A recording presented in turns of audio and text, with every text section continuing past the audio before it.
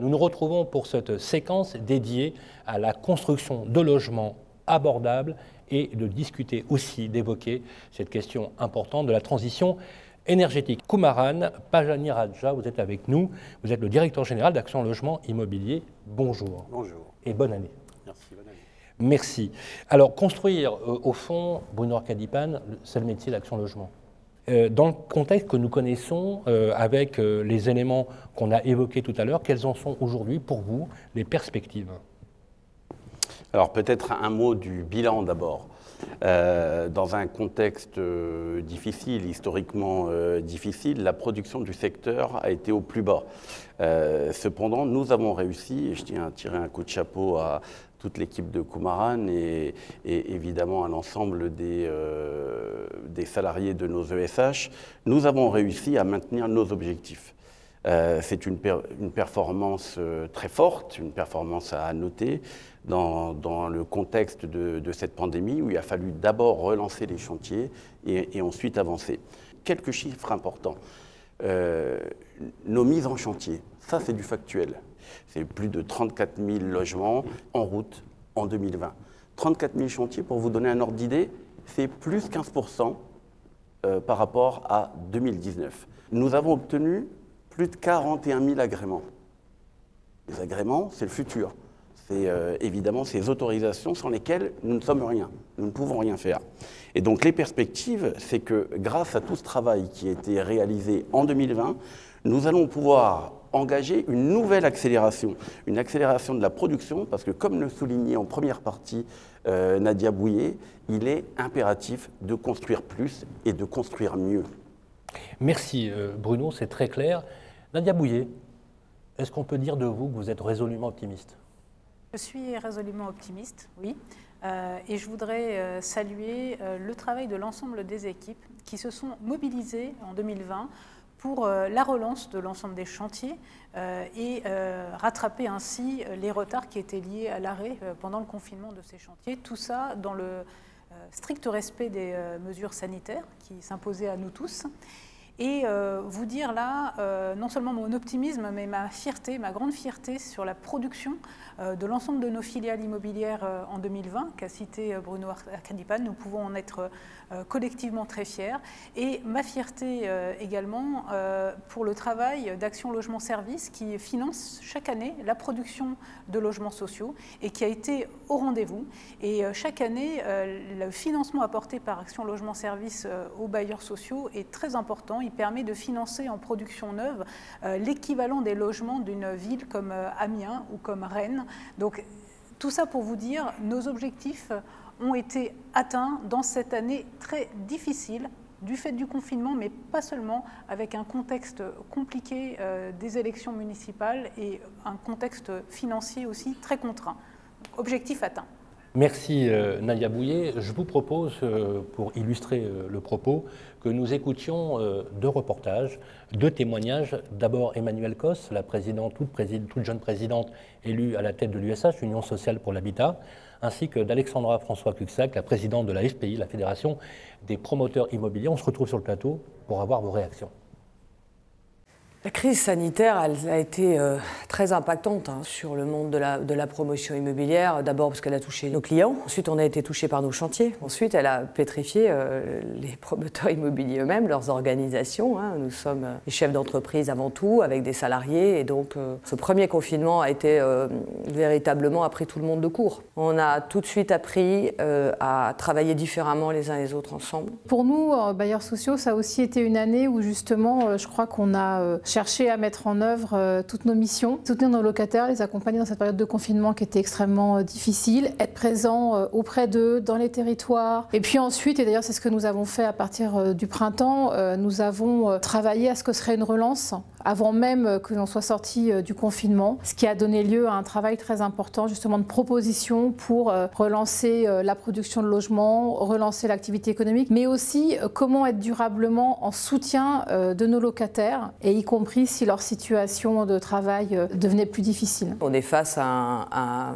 une contradiction qui est que tout le monde reconnaisse ce besoin d'être logé, d'être correctement logé, mais finalement assez peu de gens font le rapport entre ce besoin et la réalité du terrain. Et la réalité du terrain, c'est quoi? C'est les logements anciens, la ville constituée, la ville existante. Et puis, c'est la construction de la ville de demain. C'est quand même cette production-là qui, depuis 2010, produit la mixité sociale. Avec les bailleurs, nous avons démontrer cette capacité à travailler ensemble pour produire plus de mixité. Pour 2021 et pour les années qui viennent, ce qui est pour nous essentiel, c'est qu'on nous donne les moyens de construire les logements sociaux dont nous avons besoin. Et vous le savez, l'année 2020, de ce point de vue-là, n'aura pas été une bonne année, puisque nous craignons en fait d'avoir le pire chiffre de la production de logements sociaux depuis 15 ans. Mais je dois dire les choses très sincèrement. Ce n'est pas en raison du Covid que nous avons une production de logements sociaux si faible. Nous avons été mis en difficulté sur des enjeux financiers avec des ponctions de l'ensemble des bailleurs sociaux, comme vous le savez.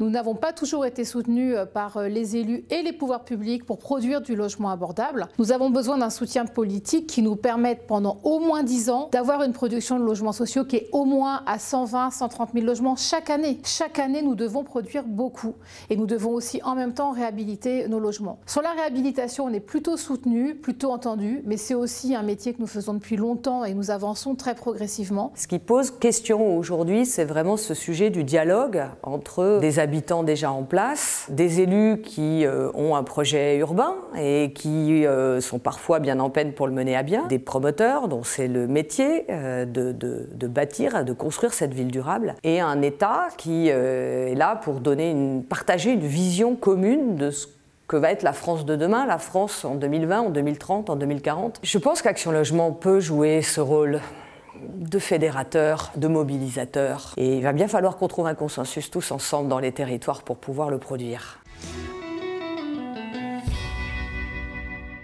Merci d'être avec nous toujours pour cette séance inédite. Alors, on vient de l'entendre, Bruno Arcadipan, le besoin de production de logements en France est majeur.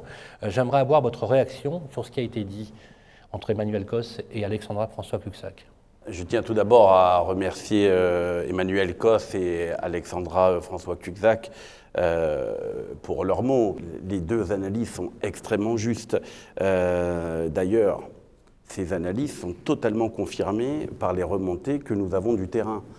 Comme vous le savez, Action Logement est très implanté et nous avons, à travers nos comités régionaux, nos comités territoriaux, des remontées extrêmement fluides, rapides et transparentes. Et donc, nous partageons totalement ce qui a été dit. Évidemment, parmi les besoins qui ont été cités, il y a un besoin énorme de réhabilitation. Et donc, le groupe a aussi une politique très claire sur ce sujet. Alors, parlons-en justement des réhabilitations évoquées par Emmanuel Cos. Une partie du patrimoine social en a bien besoin. Alors, si je devais qualifier pour faire une analogie, on pourrait dire que ça a besoin d'un bon coup de peinture, Philippe Langrand? Oui, on peut dire ça. Et d'ailleurs, Sylvain, on fait sans doute plus que de donner un bon coup de peinture. Mais ceci dit, et plus sérieusement, Emmanuel Cos a raison d'insister sur les réhabilitations. Et la question des réhabilitations, elle est traitée d'ailleurs depuis très longtemps par Action Logement. L'an dernier, ce sont près de 25 000 logements qui en ont bénéficié. Ça veut donc dire que plus de 70 000 personnes vivent mieux aujourd'hui dans leur immeuble parce que les parties communes ont été refaites, parce que les espaces verts ont été revus, parce que les systèmes de chauffage ont été réhabilités. 70 000, c'est un chiffre. Mais derrière les chiffres, il y a des hommes et des femmes. Et ça veut donc dire que 70 000 hommes et femmes vivent mieux aujourd'hui qu'ils ne vivaient hier dans leur immeuble et dans leur appartement. C'est essentiel parce que vivre mieux, c'est aussi travailler mieux et se sentir mieux dans son travail et dans son emploi. On retrouve le fameux lien emploi-logement dont on parlait tout à l'heure. Alors la réhabilitation, c'est donc un impératif pour Action Logement puisqu'on détient un peu plus d'1 million de logements, nous l'avons vu tout à l'heure, et c'est donc un marqueur très fort de notre engagement en faveur des locataires salariés. Merci Philippe Langrand, c'est très clair. Kumaran Pajeniraja, vous êtes le directeur général d'Action Logement Immobilier. J'aimerais, en complément des questions qui ont été posées, c'est comment Action Logement va aborder cet impératif nécessaire du logement abordable et du développement durable. Alors les enjeux du développement durable sont naturellement des enjeux de premier plan. au sein du groupe Action Logement. Et ce que nous souhaitons aujourd'hui, c'est renforcer notre exemplarité environnementale sur les questions du logement. En premier lieu, nous souhaitons accélérer la production verte de logements neufs. Nos filiales immobilières, de logement social comme de logement intermédiaire, vous le savez, sont déjà très investies dans la production de logements dépassant les standards réglementaires, en mobilisant les énergies renouvelables, les écomatériaux.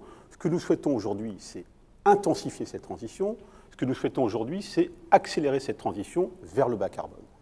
Ensuite, ce que nous souhaitons, c'est également renforcer la rénovation énergétique de notre parc de logements. La rénovation énergétique, c'est bien sûr quelque chose qui contribue à lutter contre les gaz à effet de serre, mais c'est aussi un enjeu de pouvoir d'achat pour nos locataires. Donc, nous nous sommes fixés l'objectif d'éradiquer le passoire thermique de notre parc de logement d'ici 2023. Nombre de nos filiales sont déjà sur une trajectoire 2022, mais nous allons vraiment intensifier notre action sur ce champ-là. Il en va là aussi de notre exemplarité environnementale. Et enfin, c'est important, nous souhaitons faire rimer cette transition énergétique avec emploi de proximité. Nous souhaitons faire rimer cette transition écologique avec innovation.